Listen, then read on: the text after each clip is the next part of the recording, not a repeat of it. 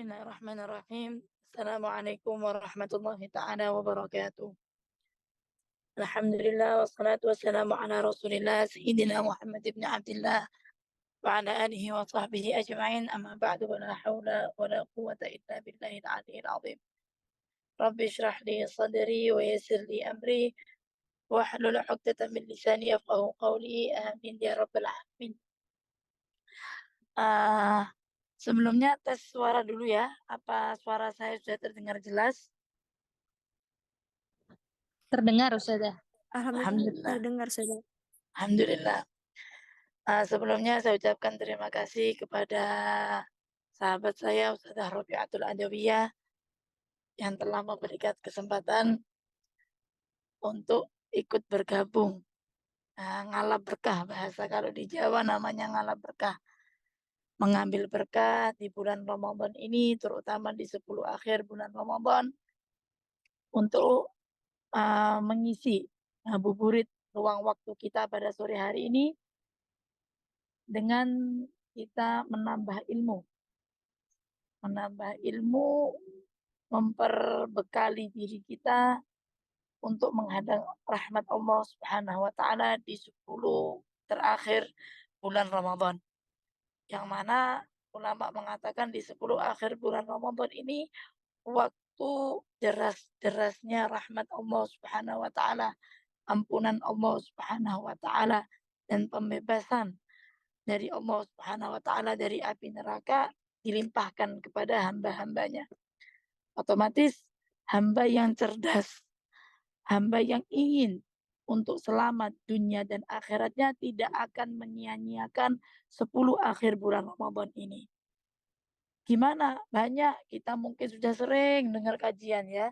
Apa yang harus kita lakukan di bulan Ramadan ini, dari mengaji, menambah amalan ibadah, yang menghidupkan malam dengan sholat, menghidupkan malam dengan mengaji, bersedekah, dan lain-lain. Tapi ada titik, ada poin penting yang harus kita lebih perhatikan, bahwa kita sebagai seorang hamba itu pasti tidak pernah luput dari dosa. Pasti. Kita ini mungkin kalau mau dihitung, sehari ini kita bisa bermaksiat, bisa berdosa, bermaksiat kepada Allah SWT itu nggak bisa kehitung. Berapa? Nggak bisa sudah. Belum maksiat hati, ya, dosa hati. Belum lagi nanti dosa lisan kita. Belum lagi nanti maksiat mata kita, ya, menghibah dan lain-lain. Ya, maksiat mata melihat yang bukan mahram. Kemudian maksiat telinga. Waduh, udah terhitung sudah. Banyak maksiat sudah kita ini. Nah, 10 akhir bulan Ramadan ini waktu yang tepat untuk kita apa? Bertaubat. Untuk kita meminta ampun kepada Allah Subhanahu wa taala. Karena Allah Subhanahu wa taala berfirman, "Ya ayyuhalladzina amanu tubu ilallah taubatan nasuha. Asa rabbukum ayyukaffira ankum sayyi'atikum wa yudkhilkum jannatin tajri min tahtihal anhar." Ini perintah dari Allah Subhanahu wa taala. Wahai orang-orang yang beriman, bertaubatlah kepada Allah Subhanahu wa taala dengan taubat yang benar-benar, taubat yang sungguh-sungguh. Kenapa? Karena sekarang ini Allah Subhanahu wa taala dikatakan di setiap maghrib bulan Ramadan, Allah Subhanahu wa taala membebaskan 1 juta hambanya dari api neraka. Setiap indal iftar, setiap berbuka puasa, Allah membebaskan 1 juta dari hambanya dari api neraka. Nah, orang itu kan kalau dibebaskan dari api neraka, berarti kan dosanya diampuni Allah Subhanahu wa taala. Jadi permohonan ampun kita kepada Allah Subhanahu wa taala di akhir bulan Ramadan ini lebih dikuatkan lagi dan lebih dianjurkan lagi. Gimana? Macam-macam istighfar, dan ulama sudah memberikan kepada kita urutan dari kita bertaubat. Ya, urutan yang pertama yang harus kita lakukan ketika kita akan mengambil jalan taubat adalah an-nadam, menyesal. Kita menyesali apa yang sudah kita lakukan daripada maksiat. Penyesalan yang benar, ya, penyesalan yang benar itu akan membawa kita kepada step kedua daripada tahapan-tahapan taubat. Yang pertama, penyesalan itu ada 2, ada penyesalan bohong, ya, Ada penyesalan hanya sekedar lisannya saja. Kayak, "Oh, udah aku nggak mau lagi bermaksiat, udah aku nggak mau, berhubungan lagi dengan yang bukan mahram. Udah aku nggak mau lagi menggonjeng teman saya. Udah aku nggak mau ini dan itu penyesalan tapi sekedar di bibir. Dalam artian tidak ada, penyesalan dari hati, ya penyesalan hanya, "Udah aku nggak mau lagi, udah aku nyesel," sekedar sebatas hanya di bibir. Tapi kalau penyesalan itu timbulnya, keluarnya dari hati, akan membantu kita kepada step kedua dari taubat, yaitu al-iqla', melepaskan diri dari maksiat. Dari maksiat yang biasa kita lakukan. Gimana kalau orang sudah menyesalnya benar-benar, udah nggak mau lagi. Dirinya dengan sendirinya akan terbawa untuk enggan melakukan maksiat tersebut. Contoh, ya, orang yang biasa, maaf ya, karena kita ini memang komunitas muda dan kita tuh banyak kumpul dengan orang-orang muda, tapi insya Allah yang hadir di sini selamat, yang hadir di sini insya Allah tidak melakukan dosa tersebut. Contoh berpacaran. Kan masa-masa muda ini masa-masa masih asik-asiknya berhubungan dengan yang bukan mahram karena merasa diperhatikan, merasa ya dibumbui dengan bumbu-bumbu, maaf, oh, bumbu setan. Oh ya, enggak kok, pacaran saya pacaran syar'i. Pacaran saya pacaran saling membangunkan tahajud, enggak ada. Itu hanya tipu daya setan saja. Karena yang namanya berhubungan dengan yang bukan mahram, walau lewat chat, walau ya bukber lah, apalagi ketemu ya yang lewat chat aja sudah nggak diperkenankan. Saya dibanguni tahajud, seperti itu nggak ada. Karena namanya maksiat tetap maksiat. Adapun terlihat seperti itu, ya terlihat dari depannya kayak kan mengajak tahajud saja, kan mengajak kita itu untuk berbuat lebih baik. Misalnya kita saling mengisi checklist ngaji, kita saling mengingatkan untuk mengaji satu sama lain, nggak ada. Tetap itu memang caranya syaitan untuk kita tuh nggak terlepas dari maksiat. Seakan-akan ya menutupi, menghiasi maksiat tersebut seakan-akan ketaatan. Nah, itu kita harus pahami. Dalam bertaubat kita harus bisa memahami bahwa itu adalah tipu daya setan. Ketika orang sudah menyesal, ya Allah aku menyesal selama ini, ya nggak lama mungkin setahun, ada yang enggak saya baru bulanan kok baru mulai. Oh enggak, kalau orang yang sudah benar-benar menyesal, dia akan melepaskan kemaksiatan tersebut. Loh gimana Ustaz? Kita sudah mau menjadi, ya kalau memang jodoh akan bertemu, kalau nggak berjodoh mungkin Allah SWT akan memilihkan kepada kita pasangan yang lebih baik. Terus gini, ya apa kalau saya hubungannya seminggu sekali? Nggak bisa. Karena yang namanya al-ikhla yaitu melepaskan, benar-benar melepaskan. Andai saya kembali lagi, ya udah nggak apa-apa, lepas lagi. Pokoknya terus kita tuh ada usaha untuk melepaskan kemaksiatan itu dari diri kita. Nah, kalau sudah bisa, terus gimana kalau saya sudah melepaskan apa Allah SWT akan mengampuni saya? Dikatakan at-taibu minadz-dzambi kaman la dzambalah. Orang yang bertaubat dari sebuah dosa, maka seakan-akan dia orang yang tidak pernah melakukan dosa tersebut. Nah, mudah-mudahan dengan benarnya niat kita untuk melepaskan kemaksiatan itu dari diri kita, Allah memberikan anugerah kepada kita penjagaan diri atau selamatnya diri dari maksiat tersebut. Kemudian step yang ketiga daripada tahapan-tahapan bertaubat adalah al-azmu alla ya'uda ila dzambi. Punya tekatan kuat untuk tidak kembali lagi kepada kemaksiatan tersebut. Tadi kan sudah melepaskan, meninggalkan maksiat tersebut kan, tahapan yang kedua. Lalu tahapan yang ketiga itu bertekad kuat. Oh saya nggak mau kembali. Oh saya diiming-iming misalnya. Kita masih kepada contoh yang sama ya. Contoh. Oh ini ada orang yang mau kenalan sama kamu. Dia orang yang ngerti agama loh. Dia orangnya pinter. Lulusan ini dan itu. Tadi kan kita udah bertekad. Saya nggak mau kembali. Saya nggak mau pacaran lagi. Saya nggak mau lagi membina hubungan dengan orang yang bukan mahram. Sudah tekad. Loh, tapi gimana? Ini yang datang orang berilmu. Hakikatnya yang datang kepada kamu itu bukan orang yang berilmu. Jasadnya saja dia adalah bertopeng beli orang yang berilmu tapi nggak ada ilmunya. Karena kalau orang ada ilmunya nggak mungkin mengajak kamu untuk bermaksiat. Ya, jadi ingat ya, ini banyak sekali orang tertipu seperti itu. Kenapa? Karena saya sering lihat postingan-postingan, ya itulah orang yang bahagia bertemu dengan orang berilmu, ustadz lah katakan. Tapi kok dalam hubungan tersebut dibina dengan sesuatu yang nggak diridhai sama Allah Subhanahu wa taala. Pacaran, perkenalan, nggak ada namanya perkenalan.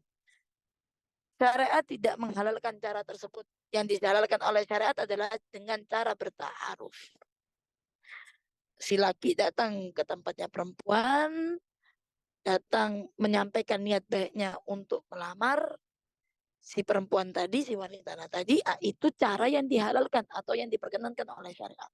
Adapun cara bertaaruf dengan melewati HP, ya itu adalah cara yang tidak diperkenankan oleh syariat. Jadi hati-hati ya teman-temanku, semuanya hati-hati. Kita ini masih masa-masanya asyik, masa-masanya tergiur dengan hal-hal seperti itu. Tapi kita perlu tahu ya, bagaimana kita melewati hari-hari kita, sedangkan di belakang kita dosa yang selalu mengikuti kita. Jadi eman kita puasa, kita hari-hari puasa, tapi malam tahajudnya, ya kita sebelum tahajud saling menyemangati satu sama lain. Kita sebelum tahajud saling nggak ada, itu adalah hiasan atau muslihat tipu daya setan. Nggak ada teman-teman. Namanya maksiat tetap maksiat. Kalau maksiat itu terlihat indah di mata kita, ketahuilah itu setan yang memperindah. Hawa nafsu kita yang memperindah. Kenapa? Kalau kita tanya sama orang-orang yang sudah menikah dan dulunya dia pernah berpacaran. Kalau kita tanya, ya, gimana sih beda nggak dulu hubungan waktu masih pacaran sama menikah? Beda nggak? Oh ya jelas beda. Beda banget. Dulu tuh kalau lagi telepon-teleponan, lagi WA-WA-an terasa indah, terasa kayak udah yang paling sayang sama dia tuh emang paling sayang sama saya tuh emang si dia, nggak ada lagi udah. Aduh beruntungnya aku pas waktu menikah, beda. Berbeda, berputar 180 derajat, yakin percaya sama saya. Nggak ada, nggak ada. Maksiat itu nikmat nggak ada, kecuali naudzubillah memang sama orang sama orang yang Allah Taala jadikan kemaksiatan itu nikmat sama dia. Berarti kalau kemaksiatan itu terasa nikmat bagi diri seseorang, memang naudzubillah min dzalik Allah Subhanahu wa taala enggak kepengen kebaikan dari dia. Jadi dibuat nikmat sama maksiat. Udah wes kamu maksiat terus, maksiat terus. Jadi dia terasa nikmat ketika menjalankan maksiat itu, kok enak ya, kok saya nggak ngerasa apa-apa. Itu berarti menjadi pertanda bahwa Allah nggak mau sama hamba tersebut. Tapi ketika kita melakukan maksiat, saya sadar hati dalam kecil saya itu saya merasa bahwa ini nggak bagus gitu. Ini maksiat, ini Allah nggak ridho, saya menentang. Itu berarti ketahuilah, itu tanda baik, itu alamat, itu kode baik dari Allah untuk kita. Bahwa kamu sadar gitu, yang kamu lakukan tuh maksiat, yang kamu lakukan tuh nggak baik. Ayo kamu kembali, itu kayak sebuah kode. Tinggal kitanya, kita sadar nggak dari kodenya Allah Subhanahu wa taala itu? Kita paham nggak? Ini saya menyampaikan maaf ya teman-teman, bukan sesuatu, wah ustazah ini streng banget ya, ustazah ini terlalu kaku. Bukan kaku teman, bukan kaku. Tapi ini memang sesuatu yang sudah dianggap lumrah padahal adalah sebuah maksiat. Nah, ini momen pas saya sampaikan. Saya katakan bahwa ini mungkin saya katakan dari awal. Insya Allah yang mendengarkan, yang hadir di sini nggak termasuk. Tapi yang teman-teman hadir di sini insya Allah bisa menyampaikan kepada teman-temannya di luar sana yang mungkin di antara mereka ada yang sedang melakukan hal tersebut. Ya, jadi kita kembali kepada poin kita, berniat untuk tidak kembali kepada perbuatan dosa tersebut. Itu tahapan yang ketiga. Selanjutnya, tahapan yang keempat adalah raddul madzalim ila ahliha. Mengembalikan hak-hak orang lain yang pernah kita ambil. Jadi misal ini bersangkutan dengan dosa yang ada hak orang lain. Contoh mencuri, mengambil hak orang lain, menggosok. Itu kalau kita bertobat nggak cukup dengan kita menyesal, kemudian kita putus dengan maksiat tersebut, kemudian kita berniat untuk tidak kembali ke maksiat tersebut, nggak cukup hanya dengan itu. Harus barangnya yang kita ambil, yang kita gosok itu kita kembalikan kepada pemiliknya. Waduh, ustazah sudah pernah kepake, kita datang. Berapa harganya? Maaf, saya pernah ambil jilbab kamu, Itu kalau saya lihat di Shopee mungkin harganya sekitar 50.000. Ini saya transfer, saya minta maaf, saya pernah mengambil jilbab kamu tidak sengaja misalnya, atau ya waktu itu saya kira saya mau mengembalikan, saya pinjam sebentar, ternyata saya ambil sampai sekarang. Saya nggak mungkin kembalikan ke kamu karena keadaannya udah nggak seperti dulu, saya ganti dengan uang ya. Nah, seperti itu. Waduh, malu dan lain-lain. Lebih baik kita malu di dunia, apa nanti kita menghadapi pengadilan Allah Subhanahu wa taala yang menyaksikan kita seluruh seluruh makhluk Allah Subhanahu wa taala. Mana yang lebih baik ayo? Lebih baik kita ya di sini.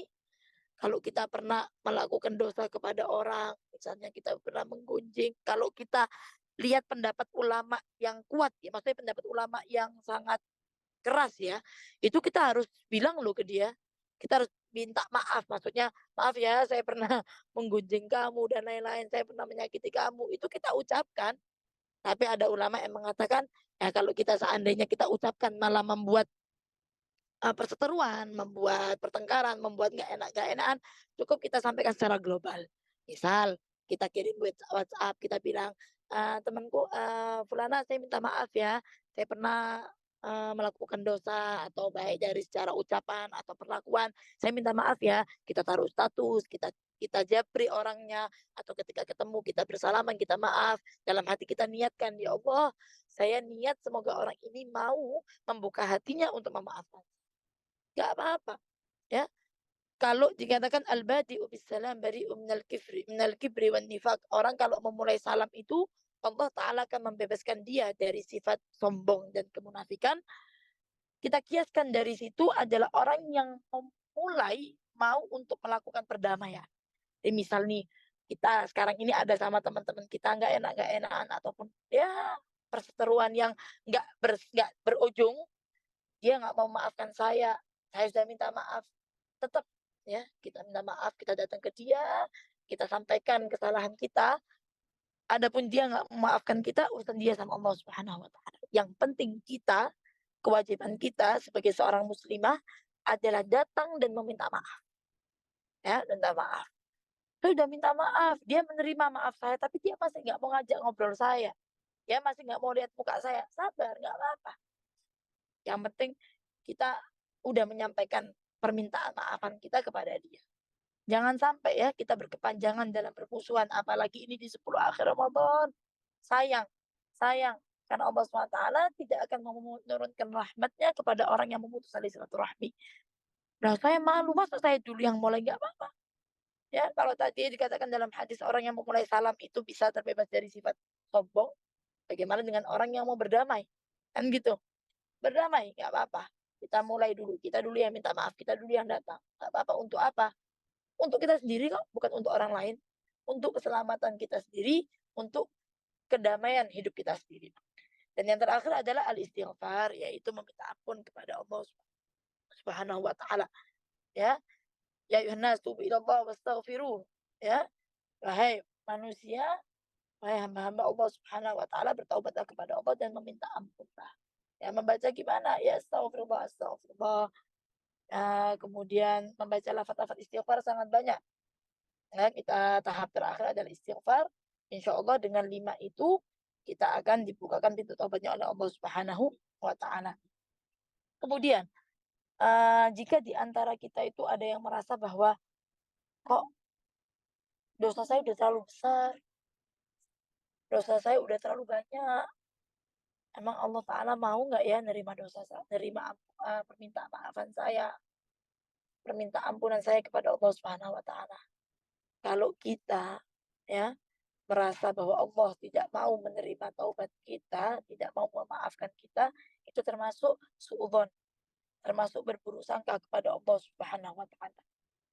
Padahal Allah Subhanahu wa taala ada dalam hadis qudsi disebutkan, ya bena Adam, ya, innaka ya bena Adam law balaghat dhunubuka anana sama summa astaghfartani ghafartu laka wa la ubali. Coba, ini kan hadis qudsi. Allah Subhanahu wa taala berkata, "Wahai anak Adam, ya wahai manusia, wahai hambaku, andai dosamu itu udah sampai ke langit, ya, Berarti kan gimana? Terpenuh. Dosanya itu memenuhi langit sudah, sampai ke langit dosa kita saking banyak. Tsumastaghfartani. Kemudian Allah SWT berkata, kemudian kamu minta ampun kepadaku. Apa kata Allah? Ghafartu laka wala ubali. Akan aku ampuni kamu dan aku tidak peduli. Mau dosa kamu sebanyak apa, mau dosa kamu semenjulang apapun, aku akan ampuni. Yang penting apa? Istaghfartani. Kamu minta ampun sama aku. Cuma kalau kita lihat sekarang kita ini seberapa banyak sih kita tuh meminta ampun kepada Allah. Dibanding dosa kita, permintaan ampun kita kepada Allah itu banyakan mana? Kalau saya mengatakan hadis ini adalah surat cinta Allah kepada hambanya. Orang aja, orang lain, kita berbuat salah. Sering kita terdengar ucapan dia, oh saya nggak bisa lupa kesalahan kamu. Kamu sudah benar-benar menyakiti hati saya, menusuk sampai dalam. Nah, banyak nggak itu? Ungkapan-ungkapan seperti itu. Ada lagi, udah saya mau lewat jalur langit aja. Biar Allah nanti yang melunaskan sakit hati saya. Itu manusia. Nah kita ini bermaksiat sama Allah kayak apa? Gimana kita bermaksiat sama Allah itu sudah kita malu kalau kita mau sebutkan maksiat kita kepada Allah setiap waktu kita bermaksiat. Tapi ada Allah SWT mengatakan kepada kita hambanya, hambaku, saya tidak melupakan kesalahanmu, maksiat kamu kepada saya besar. Tapi enggak, Allah bilang apa? Ghafartu laka wala ubali. Aku ampuni kamu dan aku tidak peduli. Masih enggan kita beristighfar. Masih kita mau bilang, ah dosaku terlalu besar, mending aku bermaksiat sudah. Percuma, Allah Ta'ala tidak akan mengampuni saya. Siapa bilang? Siapa bilang? Nggak ada. Ini waktu yang tepat, malam hari nanti kita minta ampun, kita sujud, kita menangis, kita minta ampun kepada Allah Subhanahu wa taala atas maksiat kita. Jangan pernah kita merasa bahwa Allah itu tidak mengampuni kita, tidak memaafkan kita. Ketika kita membaca firman Allah Subhanahu wa taala, "Qul ya ibadiyalladzina asrafu ala anfusihim la taqnatu min rahmatillah innallaha yaghfirudz dzunuba jami'an." Disebutkan dalam Al-Qur'an, wahai katakanlah wahai hamba-hambaku, ibadi alladzina asrafu yang mereka sudah melampaui batas atas diri mereka. Maksudnya mereka bermaksiat. Ya, hamba-hamba yang dimaksud sama Allah Ta'ala ini adalah mereka yang bermaksiat.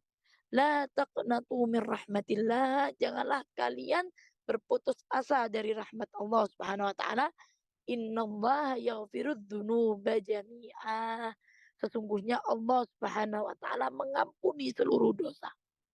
Kita lihat Al-Habib Ali Al-Jufri mengatakan bahwa lihat Allah Subhanahu wa taala masih mengatakan, katakanlah wahai hamba-hambaku. Allah masih menisbatkan hamba yang bermaksiat tadi dengan hambaku. Hambaku. Ya kan? Rasulullah SAW sendiri mengatakan bahwa al-abad, julukan hamba itu adalah julukan yang paling Rasulullah sukai karena hambanya Allah. Hambanya siapa? Hambanya Allah. Kita nih misalnya ya, kita punya guru orang besar. Ditanya, kamu muridnya siapa? Oh, saya muridnya Al-Habib Fulan. Saya muridnya Ustadz Fulan. Itu kan pasti kita yang bangga kan. Nah ini gimana? Hambanya Allah. Kita ini hambanya Allah. Sebentar, saya break sebentar ya. Ada keperluan sebentar.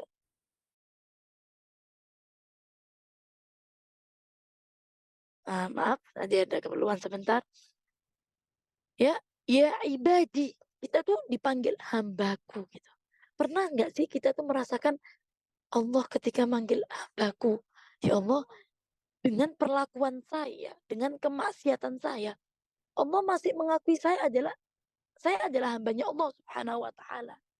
Coba kita rasakan. Kadang kita ini masih kurang untuk merasakan tanda-tanda cinta Allah kepada kita. Kita ini masih terlalu asik untuk menanggapi rasa cinta makhluk kepada kita. Orang merasakan cinta kepada kita, oh kita udah kayak terbang, udah kayak, oh hidup saya udah kayak bahagia banget ketika si Fulan tadi menyampaikan dia sayang sama saya, dia mempunyai perasaan sama saya atau ibu saya, kita menyampaikan, "Nak, saya sayang sama kamu, Nak." Ya, kemudian siapapun dah menyampaikan rasa sayangnya dia kepada kita, kita udah bangga, udah bahagia banget.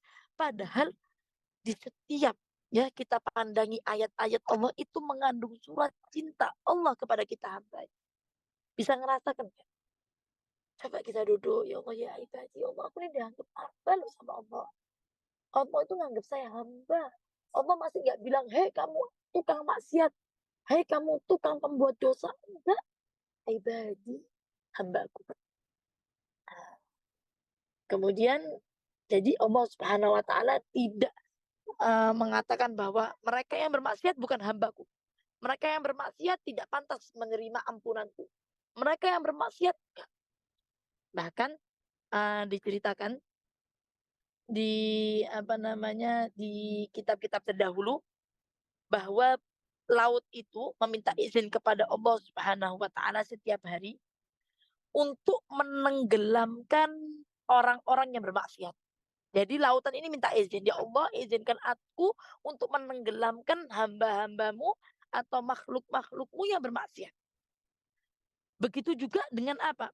Langit, bumi meminta izin. Yang langit meminta izin untuk mengangkat orang-orang yang bermaksiat.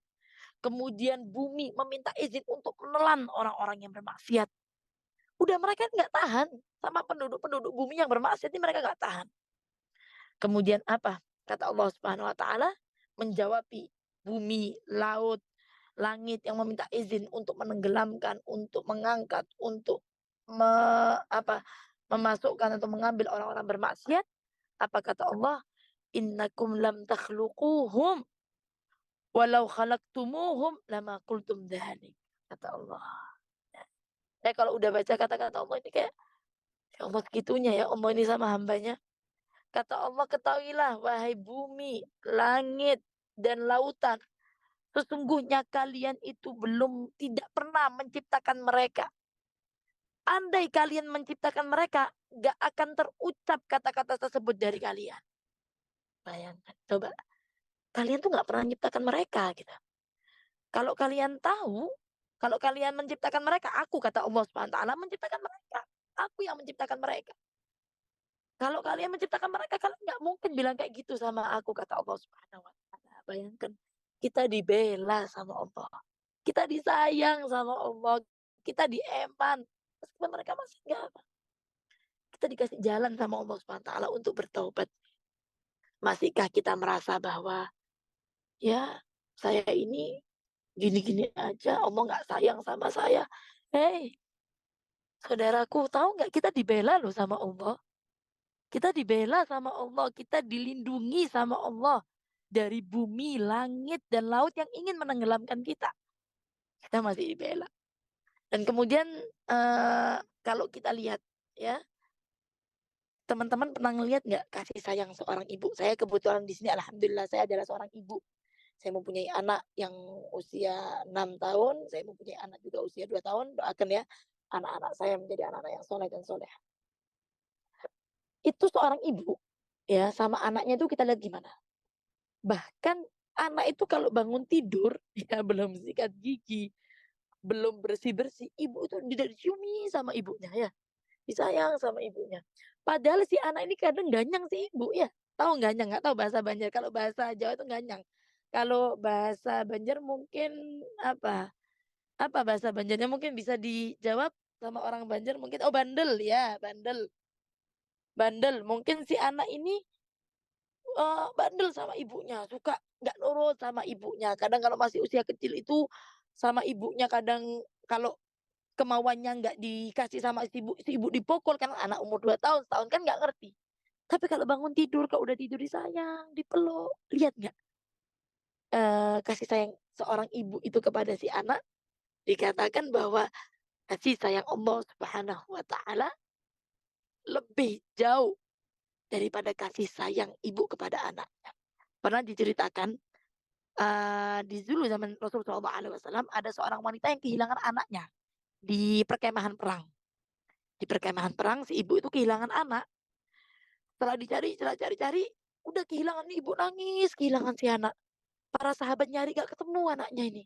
Sudah berlalu berapa lama gitu ya, tiba-tiba anak ini muncul dari kejauhan tuh, kelihatan jadi si ibu kelihatan anak, anak kelihatan ibu, saling memandang.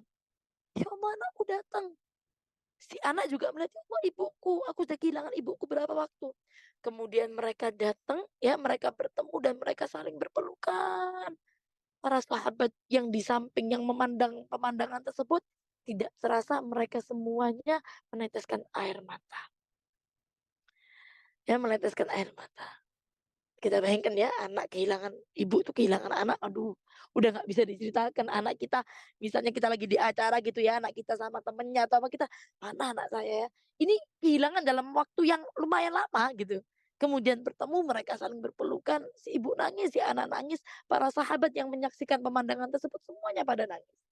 Kemudian ketika baginda Nabi Muhammad SAW melihat para sahabat menangis, Rasul SAW bertanya kepada para sahabat, "Man ladzi abkakum?" Apa yang membuat kalian menangis? Faqalu hananatul ummi ala waladiha ya Rasulullah. Sayangnya ibu kepada anaknya wahai Rasul. Kemudian Rasulullah bilang, "Atarawnaha mulqiyatan waladuha finnar?"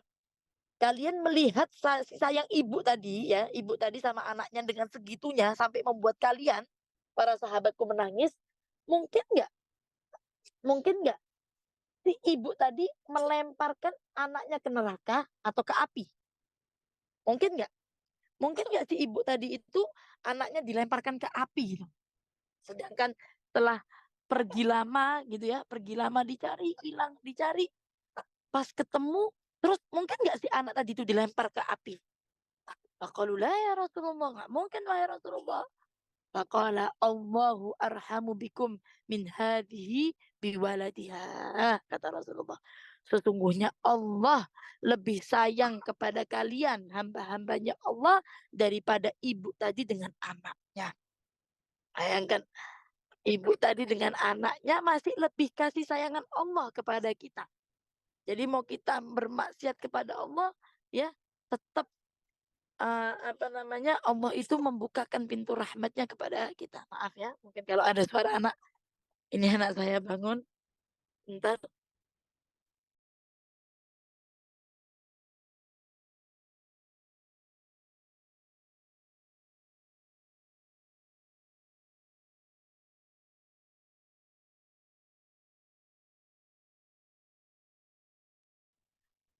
Nah, seperti itu.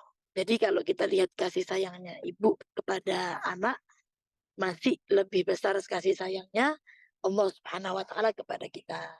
Jadi malam ini malam yang tepat kita meminta ampun kepada Allah Subhanahu wa taala. Kalau bisa malam ini kita dawamkan sampai nanti akhir bulan Ramadan, kita dawamkan salat taubat kepada Allah Subhanahu wa taala. Kita meminta ampun kepada Allah Subhanahu wa taala di malam-malam akhir bulan Ramadan. Kemudian sambil kita mengingat dosa-dosa kita mengharap rahmat Allah Subhanahu wa taala. Kemudian jangan lupa kita dawamkan juga istighfar kepada Allah Subhanahu wa taala berapapun. Ya, astagfirullah wa atubu ilaih. Kalau bisa sehari 100 itu paling paling sedikit. Ya, karena Allah Subhanahu wa taala suka kepada orang-orang yang bertaubat. Nah, sekian dari saya. Mohon maaf jika banyak terdapat kesalahan di mana-mana. Semoga kita semua jadi hamba-hamba yang diterima taubatnya oleh Allah Subhanahu wa taala dan mendapatkan ampunan Allah Subhanahu wa taala di 10 akhir bulan Ramadan ini, dan kita termasuk hamba-hamba yang diberi taufik untuk mendapatkan meraih malam Lailatul Qadar fi khairin wa lutfin wa afiyah wa ala hadhihi wa kulli niyatin salihah wa ila hadrat Nabi Sayyidina Muhammad sallallahu alaihi wasallam. Al-Fatihah.